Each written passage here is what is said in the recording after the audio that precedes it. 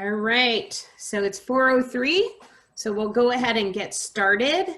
Good afternoon, everybody. Thank you for joining us today on our weekly Zoom call. My name is Melinda Skirvin, and I am the Divisional Vice President for Five Star Senior Living and the Board Chair for Florida Senior Living Association.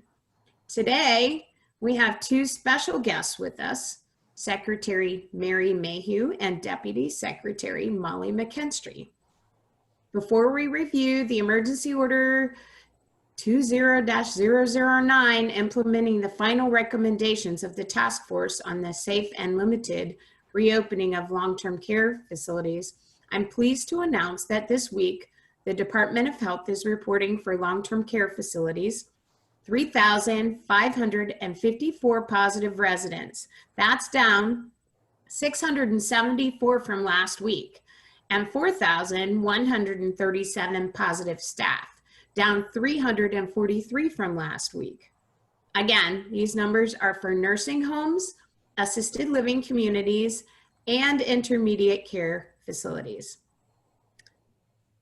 Jason, you want to give us a quick update on last week's long-term care provider conference call? Yes, ma'am. Thank you, Melinda.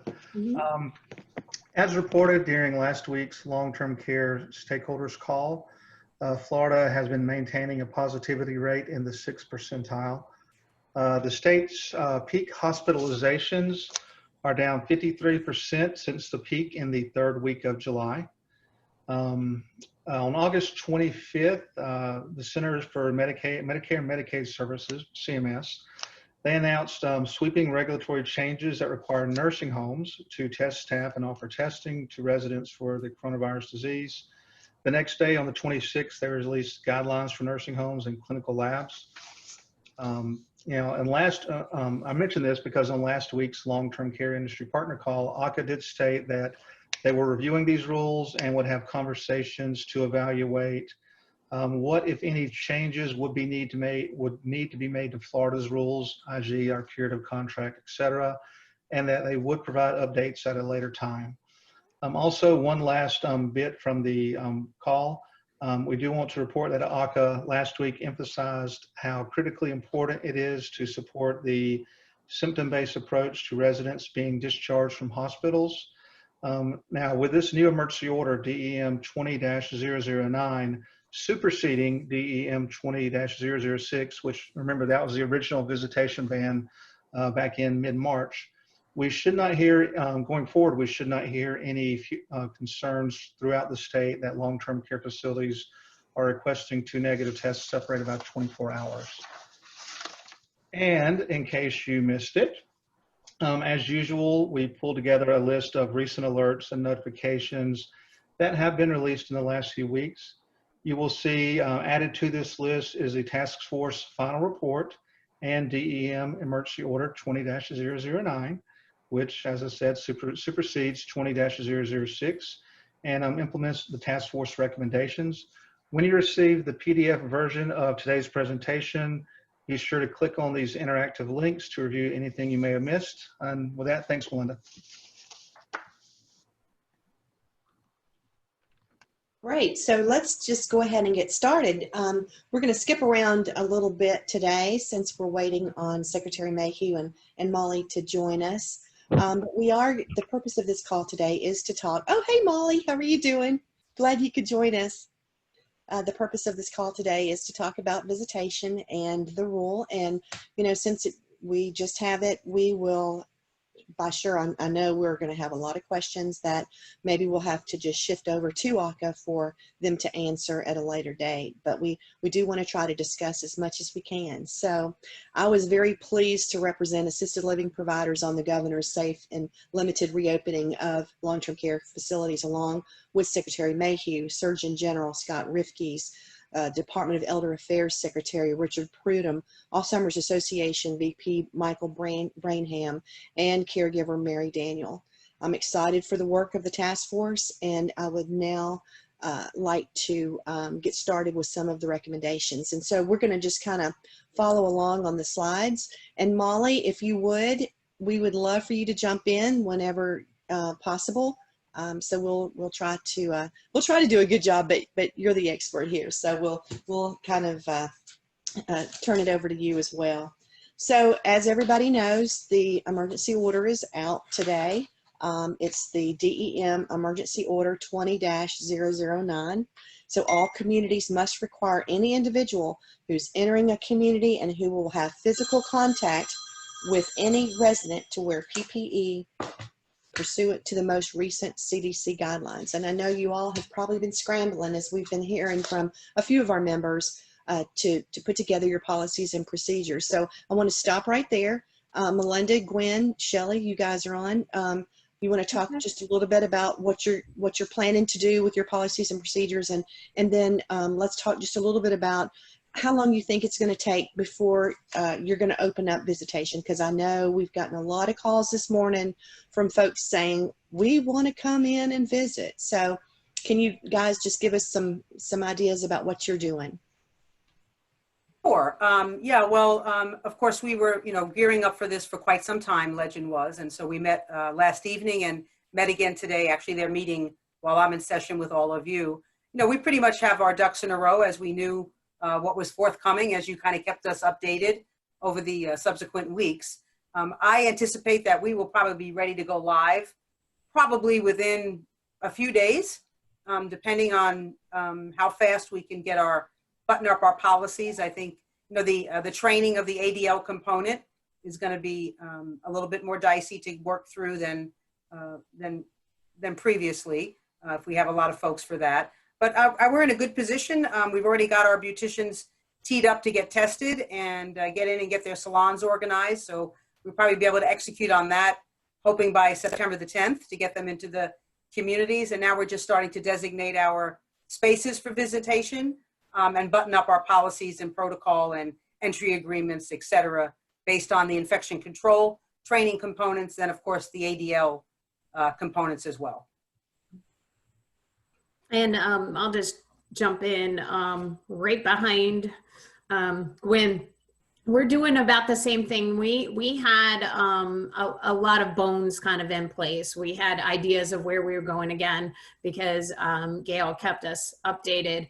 And so we're buttoning up our policies as well, designating the area, making sure we're all on the same page and that we're uniform. We got our first letter out to the family members yesterday. We're fielding a lot of questions right now. But I feel like we're going to be ready to go in the next few days as well. Yeah. I'll just jump right in as well to follow up to my predecessors. Sonata is prepared as well. We have finalized our policies and procedures. We started yesterday with an e-blast to all of our family members, including not just responsible parties. We also had a PDF of the letter distributed to all of our residents, and we sent it through our human resources application to all of our team members. So focusing on communication is key. As everyone has seen the news releases, they don't necessarily give all the details. So we are, like everyone else, being inundated with phone calls, and we're trying to educate everyone. We're sending out another communication today with more details now that the executive order has been executed and is final. Luckily, the task force that was put together aligned exactly with the executive order. So we did have the opportunity to have very detailed protocols and guidelines put into place, along with sign-in sheet, training materials, training videos. And we're anticipating rolling out our plan in the next few days. The goal is September 8th.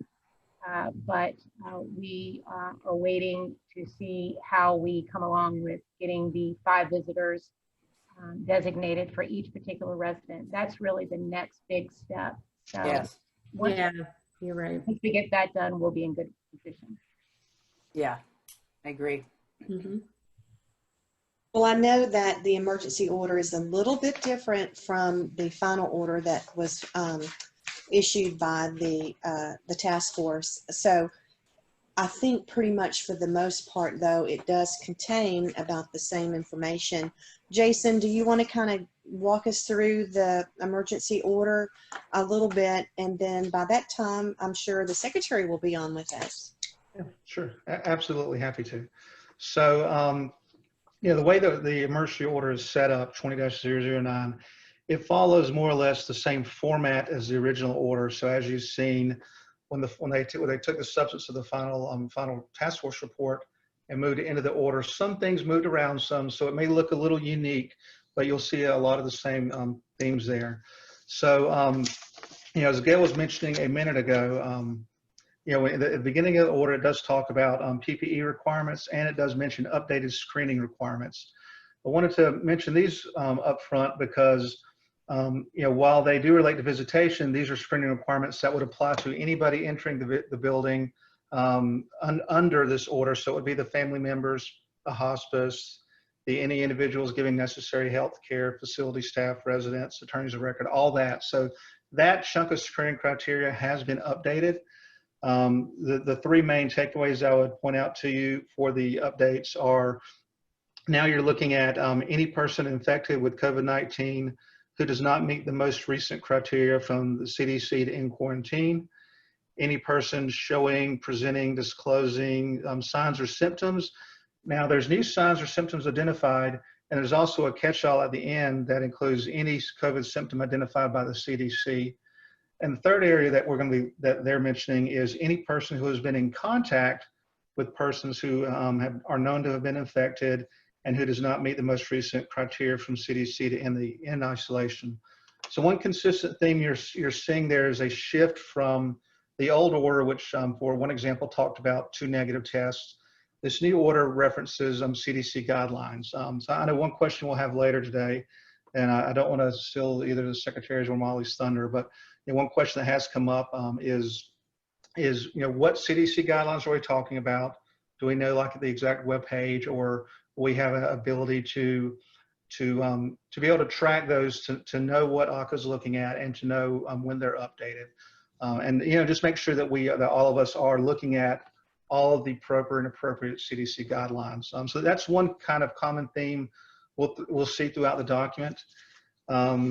Another thing we will see, and as we notice on the screening requirement, what we do not see anymore is the reference to in the screening requirements of whether you've traveled through an airport or on a cruise ship. That is no longer mentioned. One thing we will have to look at, presumably it would come out, but one thing we'll have to watch is in the CDC guidelines, do they happen to pick that up somewhere else, or do they pick up something else? So that with the addition of the CDC guidelines, we'll have to continually be monitoring this to seeing how these the bootstrap guidelines more or less will affect what we're doing. Looking at the order itself, and at least really what was coming from the task force, there were kind of 4 areas they're looking at. One of the main areas here are essential caregivers, compassionate care visitors, essential care and compassionate care community requirements, and essential care and compassionate care visitor requirements. So kind of what we'll do is we'll go through those in a very high level. Our assumption today is that everybody here has already read the emergency order. We've all looked at it, kind of trying to get an idea of what it looks like. We've compared the task force recommendations, and we've actually looked at the original emergency order 20-006 just to see how this has moved around a little bit. So that's why we're keeping it at a high level. And we know we're going to have a lot of questions today, so we're going to try to save those questions for the end. In doing this, Molly, as Gail said, if you want to jump in at any time, feel free to. If there's something that we're overlooking or some nuance you'd like to point out, feel free to jump in. But with the essential caregivers, what they're talking about here are providing services or assistance really in the activities of daily life.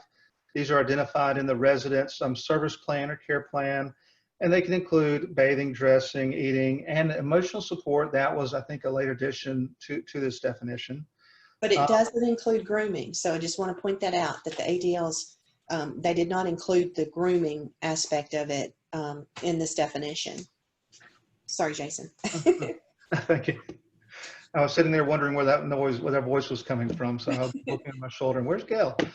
For compassionate care, what they're talking about categorically is when you're providing emotional support to help a resident deal with a difficult transition or loss, an upsetting event, or end of life. These terms can be kind of vague, so one thing we will be curious to see is if we do get any further guidance or clarification as to what the agency will be looking for within that range of term of a difficult transition. What exactly does that mean? A loss, upsetting event. Are there any basic parameters that we should be looking for? I think where the pressure we will get for the essential caregivers and the compassionate care visitors will be the communities that don't yet meet the 14-day requirement to begin inside or outside visitation.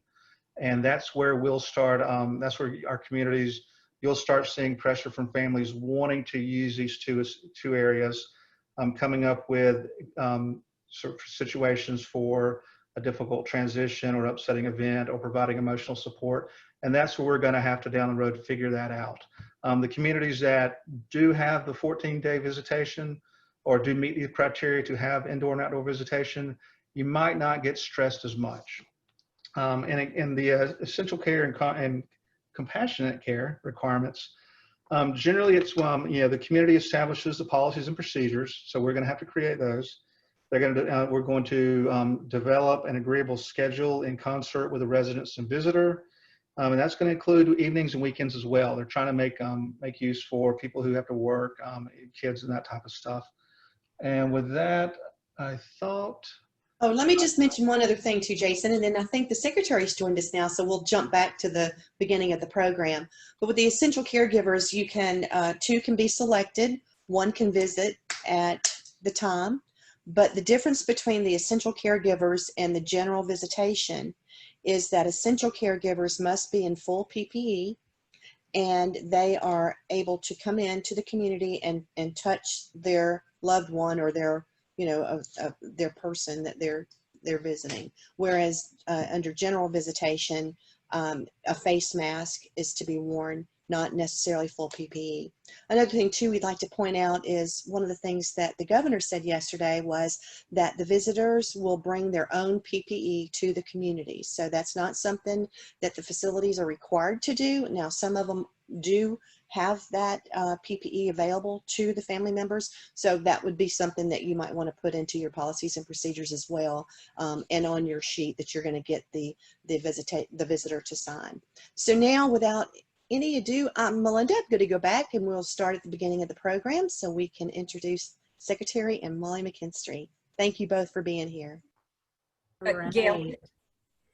Gail, thank you. Molly, I know you're on. Just want to make sure, I've had some technical issues with the laptop. Just want to make sure you can hear me okay? All good? We can hear you. Good. Fantastic. Well, thank you, and thank you for the opportunity. And Gail, thank you for your participation in the task force. Really grateful for your commitment of time, your dedication, and for your passion on behalf of assisted living providers, the members you represent, the communities that you serve. Really grateful for your leadership. These are challenging issues. We have been through, as we've said repeatedly, an unprecedented pandemic. We know so much more today than we knew in March. We have learned something new about this virus every single day. And I am humbled by the work of all of our assisted living communities, by your staff, to constantly rise to the challenge, to adopt the latest best practice, the guidance coming from the CDC, from the state.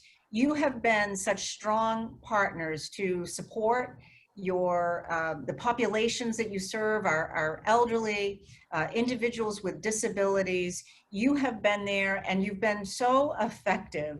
What I have talked about so often about the success of our response in Florida, large state, but very much a community response to meeting this challenge of this pandemic, to truly supporting our most vulnerable. As the governor has repeatedly said, we never lost sight of who we were focused on protecting and serving, understanding that our health system had the capacity to serve, to meet the demand throughout the spikes that we have seen. one of the most painful decisions we made was to restrict visitation. As we've talked about throughout, visitation, having family close, is fundamental to all of our expectations of life in your communities. We want that kind of constant community engagement, family members present. So to suspend it was incredibly painful and difficult. And I have said repeatedly, you know, my heart has just broken so many times over the impact that decision has had on the mental health and physical health of so many of our frail elderly individuals with underlying medical conditions because of the isolation. We did it. We still feel strongly that it was the right thing to do to guard against the virus getting in, especially at a time when we didn't have real access to reliable supplies of PPE. We were all still learning about the nature of this virus, the infection control standards that are necessary to guard against transmission. You know, as we look over the 6 months and the monitoring that we've done, you all have made such a difference. You know, I understand, as you do, that often what gets reported on in the media is not necessarily a comprehensive reflection of our efforts, of your efforts, of the success of your work. Given the number of communities, the number of individuals served in Florida, both in our assisted living communities, the nursing homes, you know, we have over 138,000 individuals served in both of those settings. Today, we know that the number of positive staff for COVID-19 has been reduced by over 40%. Staff in our assisted living communities and in our nursing homes, we've seen that positivity number for the total of cases currently reduced by 40% since our peak in July. The number of residents has decreased by over 30%. The number of individuals currently hospitalized for COVID has decreased by over 60%. Today, we have approximately 3,500 individuals who are hospitalized for COVID statewide. That's out of 60,000 licensed beds. So again, we've seen a dramatic reduction in those hospitalizations. One of the other indicators that we pay very close attention to is the syndromic surveillance, the number of individuals who are presenting at the emergency department with signs and symptoms of COVID-19. Again, that has substantially decreased.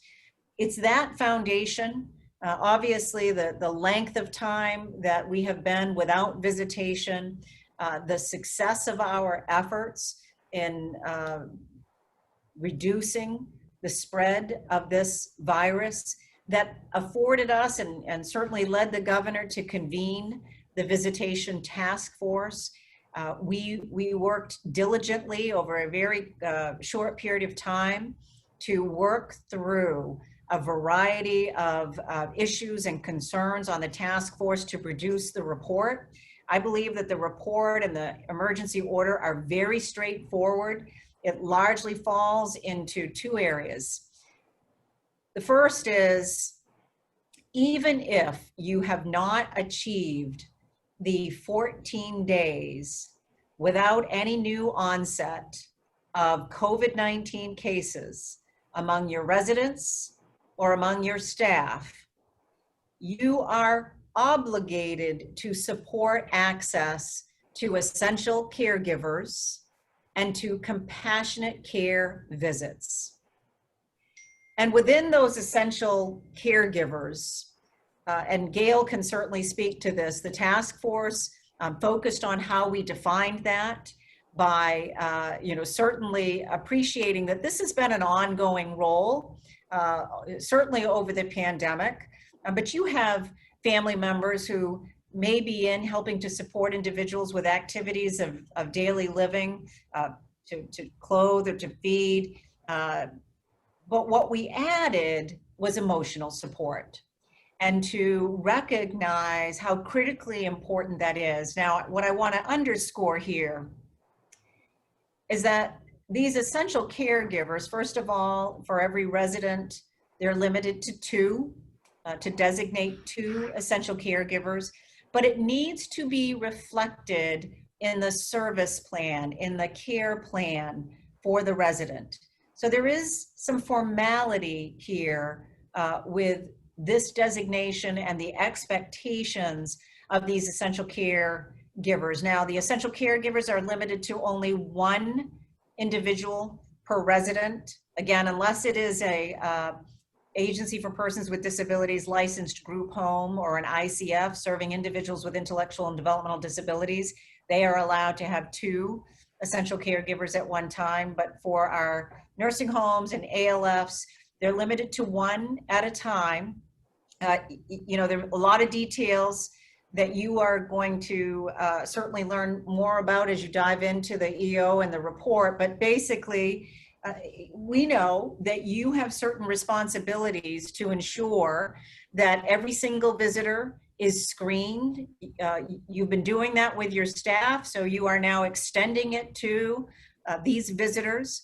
They are expected, if they are an essential caregiver or a compassionate care visit, to comply with PPE. And I want to emphasize that, because that is very different than your general visitation, your general visitors, who will be required to wear a face mask. We were very deliberate in choosing those terms.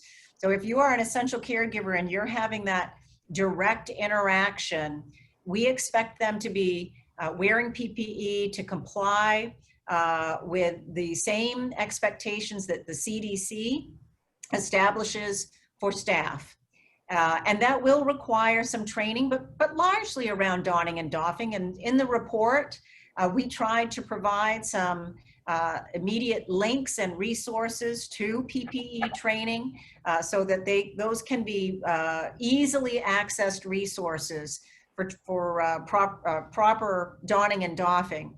Additionally, we understand that you will need to manage the appointments that get scheduled for these caregivers in order to manage the volume of individuals in your facility at one time, related to both your ability to monitor visitors for adherence to PPE and to monitor that there's safe social distancing from the essential caregivers to other staff and other residents. Clearly, when they're interacting with their resident, they're going to need to touch to support their loved one. With regard to general visitation, that clearly is only triggered if you have met that 14 days with no new facility onset of a resident or staff. And every time that you might go 9 days, and the moment that a new case presents of a resident with COVID-19, the clock starts over. So that's the point of the 14 days. And for the staff, it would be for a staff person who tests positive that had been in the facility in the 10 days prior, because this is a facility onset COVID-19. If you meet that threshold, and based on our review of emergency, the ESS data, we have identified over 60% of our nursing homes and ALFs that would qualify based upon looking at facilities that report no COVID-19 cases over a 14-day period. And that, of course, is a higher bar, a slightly higher bar than no new onset. So I would imagine we'll see just a little bit of a higher number. We don't currently track when the case was identified, only whether you have cases in your facility currently. It's also going to be really important, and we've talked about this before. when the CDC announced at the end of July that they were transitioning to a symptom-based approach to COVID-19, certainly related to discharges from hospitals, you all should be applying it as well in the data that you are submitting to ESS. For most individuals, especially from individuals who were not in the ICU, they didn't have a significant illness. The symptom-based is if their symptoms have improved over a 10-day period and they have been fever-free without fever-reducing medication for 24 hours, they're no longer infectious. They would no longer be considered a positive COVID-19 case in your community. So that'll be important as you track that, as you report on that in ESS, as it relates to determining the 14-day trigger. So for general visitation, again, your residents are allowed to have, to designate 5 visitors per resident, no one under the age of 18, and only 2 visitors at a time. And there are obviously some exceptions throughout that, you know, we certainly want to make sure that you're paying close attention to all of this. We strongly encourage outdoor visitation. We all understand how important it is to have appropriate ventilation to reduce the risk of transmission. You also obviously need to take into consideration safe temperatures when doing outdoor visitation.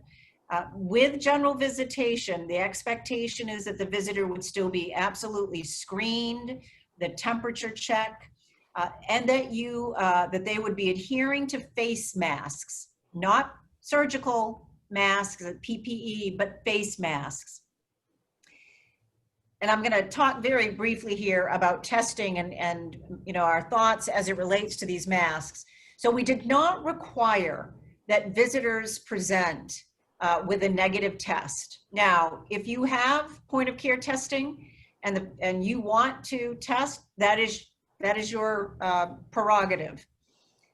The reason that we did not is largely a concern that if they're tested on Tuesday and visit on Thursday, there's no guarantee that they're not asymptomatic and positive, which is why we want to make sure that there's strict adherence to the face mask, to the hand hygiene, and to social distancing. And we understand that is going to be challenging. We certainly talked a lot about it during the press conference, throughout the task force. People are desperate for that human interaction, that human touch, the hugs that we know everyone, all of us want and need. But for the sake of our safe and thoughtful and limited reopening, we need to be very diligent and vigilant about adhering to the face mask and the social distancing. And I know you all are dealing with this daily to ensure that our staff are adhering to the same, especially during the face mask. Our biggest challenge is getting people to wear that face mask correctly, that it has got to cover their nose and their mouth. And I see it repeatedly, I'm sure you do as well. We don't have that strict adherence, but certainly in your settings with more vulnerable individuals, we've really got to keep our focus on that adherence. Obviously, for indoor visitation, to the extent that you have common areas that can be used that would allow for greater ventilation, appropriate social distancing, we certainly want to support and encourage that. To the extent that a resident simply cannot leave their room because of physical health or mental health, we understand that, and that will warrant exceptions to that. Additionally, if a resident shows any signs or symptoms of COVID-19, that would certainly suspend visitation across the board.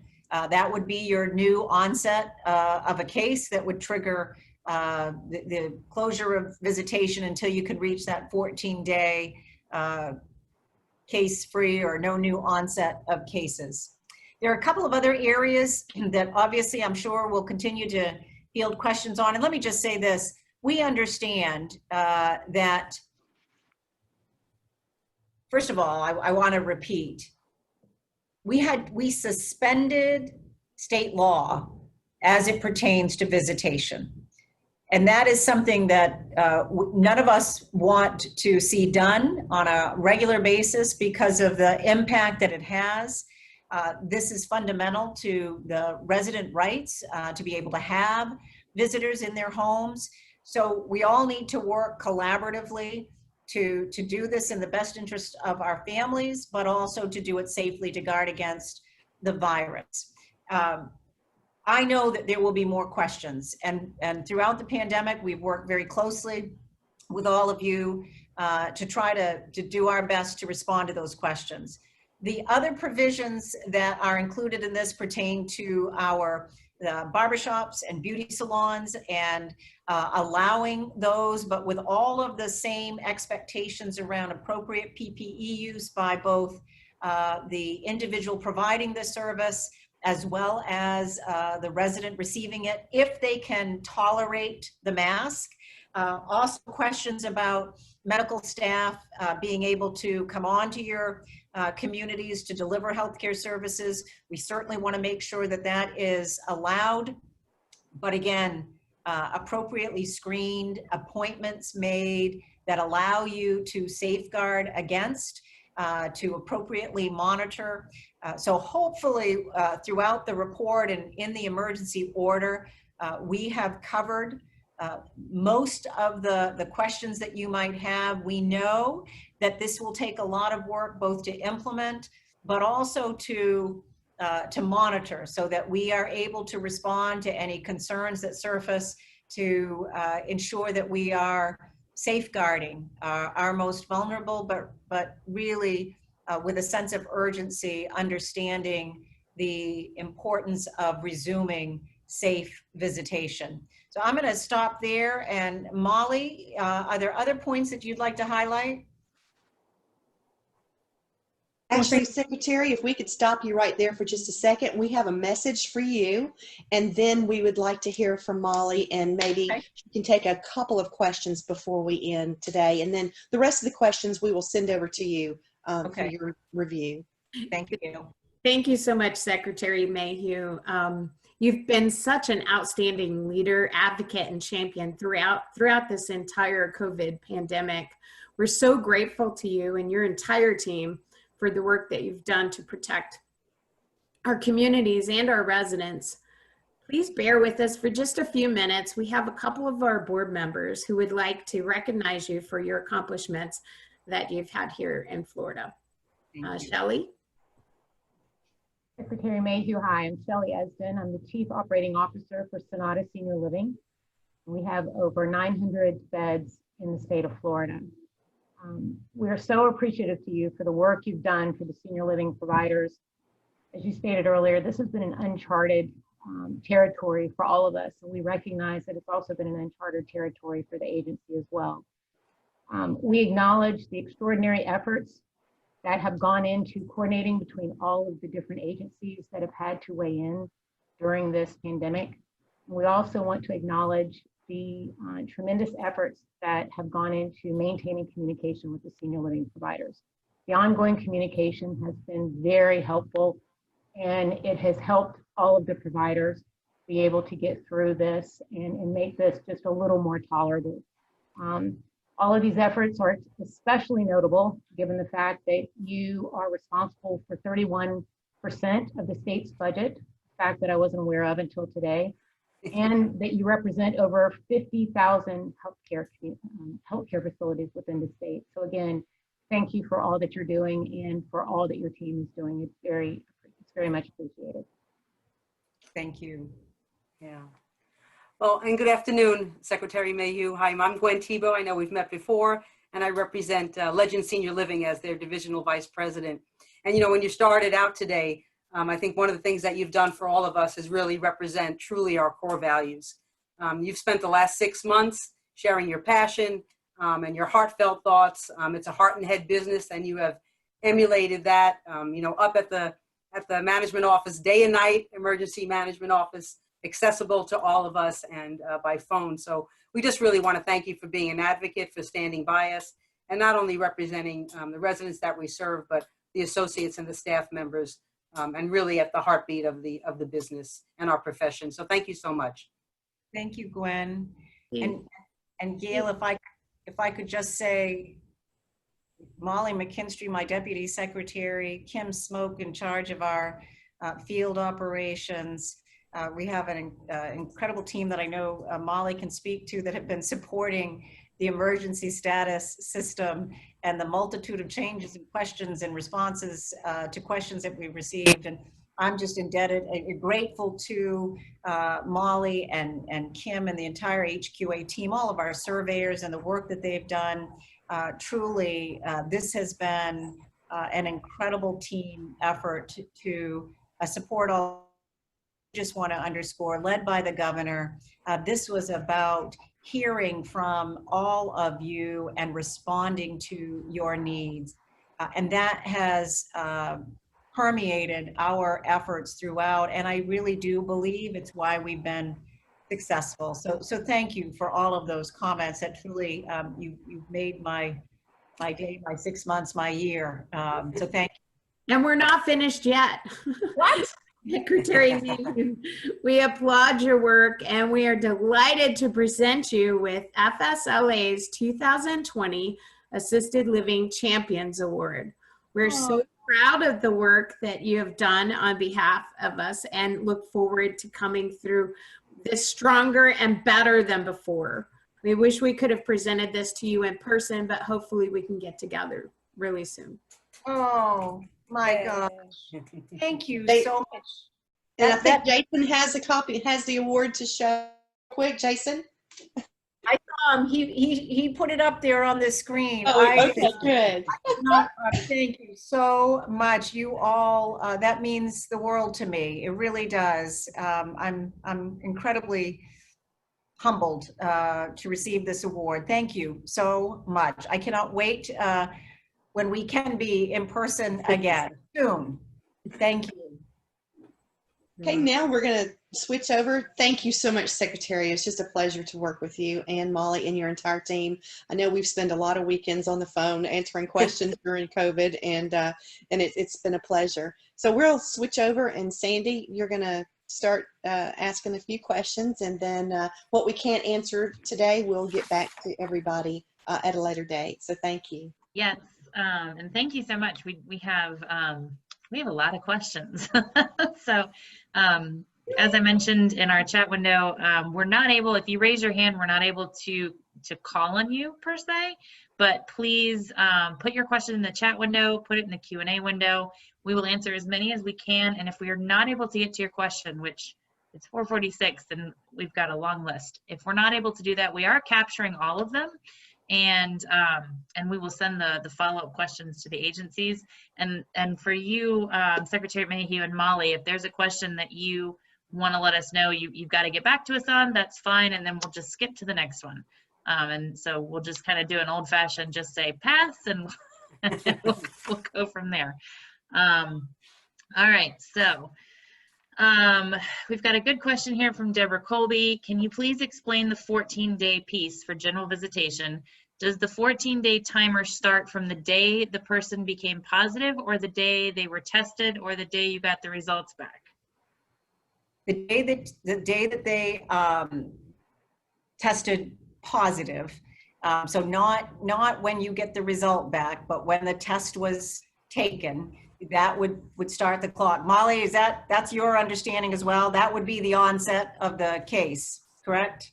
Well, if they're symptomatic, it would be the day that their symptoms began. If they're asymptomatic, it would be the day of the test. The test was taken, as the secretary stated. Absolutely. Okay, perfect. So symptomatic, guys, symptomatic is going to be the date of symptom onset.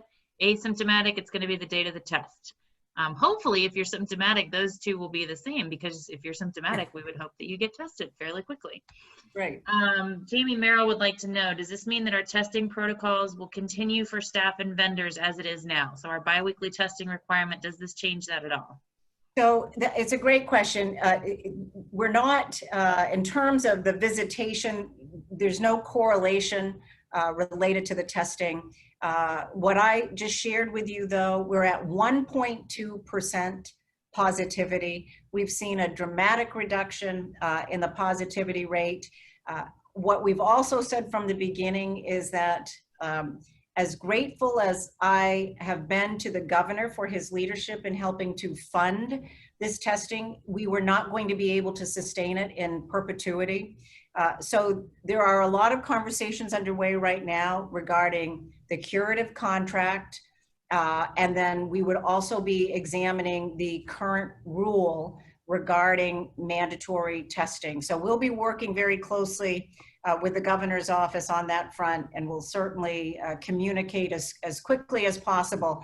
And at the same time, we're trying to balance that against what is coming out from the Centers for Medicare and Medicaid Services, and understanding its relationship to where we may need to be in the state of Florida. As you know, they've come out now with a rule requiring testing in nursing homes. They're establishing a frequency rate that pertains to the positivity of counties, very different from where we've been with our emergency rule. But we're all still digesting these recent rules and the follow-up guidance from CMS. So more to come on that. We'll have more definitive response, I would imagine, in the next week or two.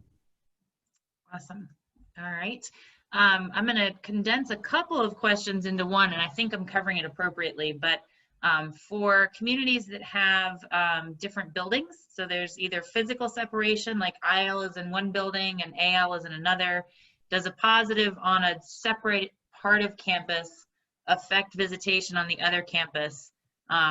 Or so we've got the hypothetical with separate buildings or separate floors. What's the separation level that we're going in terms of a positive triggering a stop? Yeah, I think I want to think about that a little bit more, but my initial reaction is that from a community campus, I would consider that affecting visitation for the whole campus, particularly if staff are supporting all of the buildings on the campus. So we'll take that into consideration, but that's where I'm leaning at this point. Okay. We've got someone says, with cold and flu season coming upon us, the order specifically says, if anyone shows symptoms of cold and flu that are similar to COVID, does that mean visitation has to cease immediately until we prove whether they're COVID or not? It is that time of year. Yes. And we are going to have a lot of questions about this on multiple fronts. Employers are going to be dealing with this as well. Let us evaluate how you would consider that and differentiate between appropriately cold and flu versus COVID. Okay, thank you very much. What is the expectation of the date to implement this with all policies and procedures, as well as having staff monitor this visitation? My understanding is that the order was effective as of last night, but it's also voluntary. So you could do it when you're ready, but correct me if I'm wrong. Well, the order definitely went into effect last night upon the signature of our director of the Division of Emergency Management, Jared Moskowitz. The expectation, though, requires that you have policies and procedures in place. Now, I would have expected that everyone has been thinking about this. We knew and have known that this day was going to come. It is fundamental to what we expect, certainly what we expected prior to the pandemic, right? That you are allowing visitation. Clearly, there is a different structure that has to be in place to have safe visitation. So my request is that it's done with a sense of urgency, safely, thoughtfully, but with a sense of urgency. We know that there, and you do, there are family members who are ready to begin visiting. And so we want to make sure that we can meet that demand and expectation as quickly as possible. Okay, thank you. Can general visitors be within 6 feet of the resident they are visiting? No. Okay, done. For indoor visitation, is there any barrier required, such as plexiglass, etc.? No. I like it. I like where we're going. This is a question that 2 or 3 folks have asked. Can you provide us with any information, guidance, etc., on visits for prospective tours, prospective residents? We've actually had, I know we've had a couple of questions even leading up to this call. What do we do about keeping our businesses running? I know a lot of these communities' admissions are down, and they don't want to, you know, right now I'm pretty sure mostly everybody is only doing virtual tours, but do you have any, can you give us any guidance on that? Well, I think we can be appreciative of the need to be able to conduct those tours. Let us, and I know Molly and the entire team within HQA has been fielding a lot of questions, and certainly I'm aware of this one. Let us provide a very thoughtful response to that. We certainly understand the need for it. We just want to make sure that it's done in keeping with all of these expectations around infection control. Got it. Can 2 designated visitors assist with moving in or out a resident's belongings? I think we can take a look at some exceptions. Okay, cool. Clarification, is a surgical mask a requirement for staff, or can staff wear their own mask?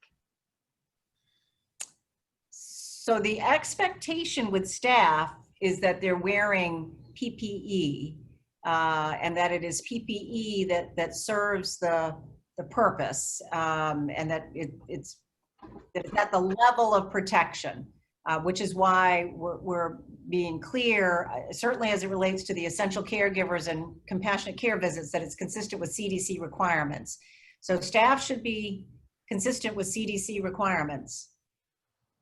Gotcha. Let's see, we've got a couple of questions that are coming in that I think we might be able to answer. So we'll follow up ourselves with staff there. Let's see. What is the specific PPE for visitors? Are we talking just masks and gloves and social distancing? Are we talking gowns, eye protection? So for the essential care givers and the compassionate care visits, it really is dictated by the interaction, but primarily for the essential caregiver, it is PPE, and it is PPE that is consistent with the care being provided. And for the resident, in terms of the risk, I would imagine primarily it will be a surgical mask and likely gloves. The gown would be dictated based upon whether there's any other, again, thinking about it from this perspective, these are residents that should not be symptomatic. We would expect that they are negative, unless they obviously, otherwise they wouldn't be in there. So it would be an unusual situation where it would require any more PPE than what I just described. The risk is more just making sure that the visitor is not bringing it in, and that the adherence to the surgical mask, hand hygiene, and the gloves to guard against that virus coming in from that visitor. Thank you so much. We've got a couple of questions about travel. If someone travels via an airplane to Florida to visit their loved ones, do they have to wait 14 days to do so?